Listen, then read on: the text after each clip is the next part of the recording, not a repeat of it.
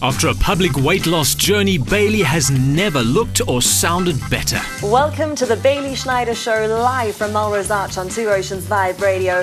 The studio has never looked this hot, this fabulous, and it's certainly never been this full of glitter.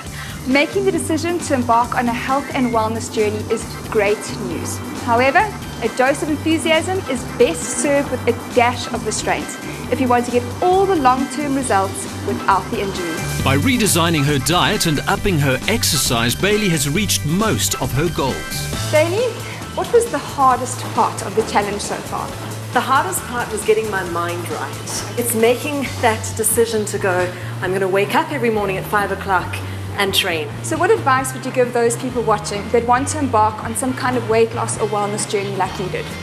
Do not for a second think that it is going to be easy. It's going to take a lot of hard work, but if you can get your mind right with that, you can absolutely achieve it. And just to keep going, that's the thing. Just when you feel like you're going to give up, don't push through. So I'm sure you're at that time in your challenge where you want to push yourself harder, but this is where the dangers come in. And this is why we are here today. I want to show you how you can push yourself, but safely, work within your limits so that you get the best results.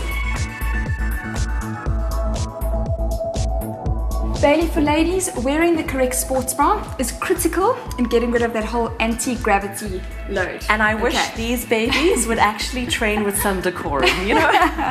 So there's three most important steps, okay? First thing is that there is no muscle in a breast. The breast is held up by the Cooper's ligament. All right, and our ligaments stretch, and it's very hard for them to return back to normal without surgery. So when it comes to finding a correct sports bra, there's a couple of rules. The first one is it has to be the correct size. Ideally, for a sports bra, you want to go one size smaller than your normal size. Really? Yeah, because the band, which is literally what sits right underneath here, should be touching your rib cage, and it must not move when you move. Next tip is that to buy crop tops without elastic in it, because it's like a trampoline for the boobs. You know, what goes up must come down. That's exactly what happens with the breast. So basically, done.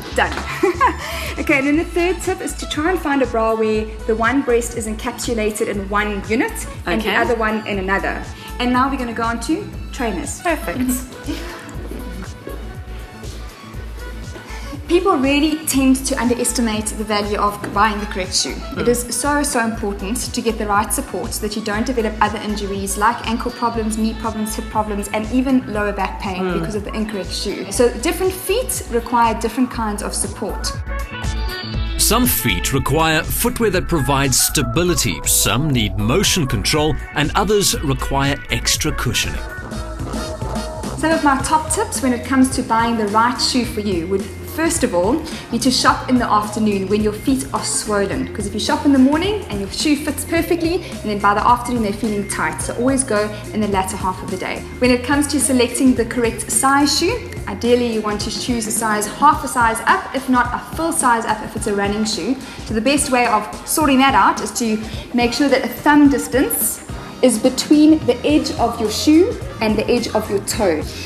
Then put both shoes on, tie both laces all the way up, and you want to jog around the store and make sure that your feet aren't moving backwards and forwards, which will later create the worst blisters ever. Okay, so jog around the store. Fine, let's do it. Once you have the right gear, preventing injuries involves listening to your body, monitoring your technique, and regulating your intensity. So I have some tips for those watching and for you, Bailey, so that you don't push yourself more than your body can cope with. First of all, never ever work through pain. If there's pain, then there's generally a problem.